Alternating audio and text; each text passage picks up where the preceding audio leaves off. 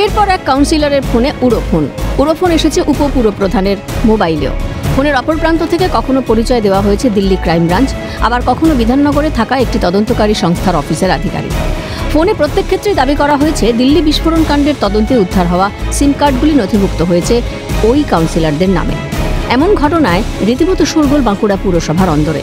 ঘটনায় উদ্বিগ্ন উপপ্রধান সহ কাউন্সিলররা বাঁকুড়া সাইবার ক্রাইম থানার দ্বারস্থ।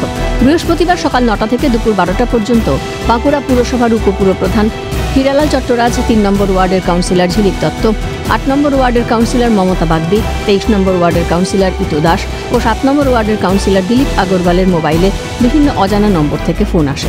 প্রথমে কিছুটা হকচকিয়ে গেলেও অল্পক্ষণের মধ্যে তাঁরা বুঝতে পারেন এই ভুয়ো ফোন কল আসলে প্রতারণার ফাঁদ।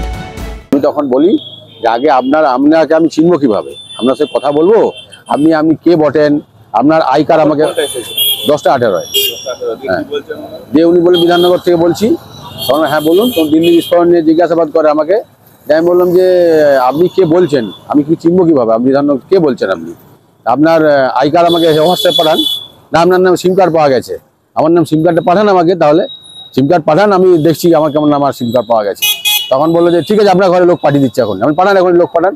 দিয়ে বলে আপনাকে গ্রেপ্তার করা হবে, অ্যারেস্ট করা হবে, এইসব কথাবার্তা বলে ফোনটা কেটে দেয়। আমি লিখিত অভিযোগ দিলাম, হ্যাঁ নাম্বার লিখিত অভিযোগ দিলাম। রিসিভ করার পরেই আমাকে ভদ্রলোক বলছে যে আমি দিল্লি ক্রাইম ব্রাঞ্চ থেকে বলছি, যে আপনি জানেন তো দিল্লিতে একটা কিছুদিন আগে বোমবাস্টিং হয়েছে এবং তাতে তদন্ত চলছে। সেই তদন্তে কাশ্মীরে ওমর বলে কেউ একজন নাম এসেছে এবং তার বাড়িতে তদন্ত করতে গিয়ে কাশ্মীরে তার বাড়িতে 35টা সিম কার্ড উদ্ধার হয়েছে, যেগুলো বিভিন্ন নামে আছে।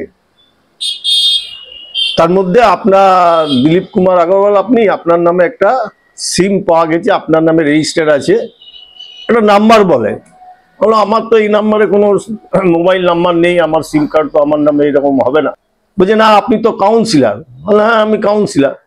বলছে না আপনার নামে সিমটা রেজিস্টার। বেশ গম্ভীর এবং একটু কি বলবো থ্রেড করার মতো কথাবার্তা আর কি। আমাকে নোটিশ পাঠালে তার উত্তর আমি দেবো বলে আমি লাইনটা কেটে দিই। আমি বুঝতে পারি যে এটা একটা ফ্রড, কিছু একটা হতে যাচ্ছে আর কি।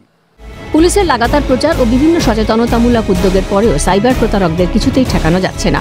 প্রতারকরা নিত্য নতুন উপায়ে আর্থিক প্রতারণার ফাঁদ পাচ্ছে। এখন পুলিশ প্রশাসনে ভরসা রাখছেন তারা।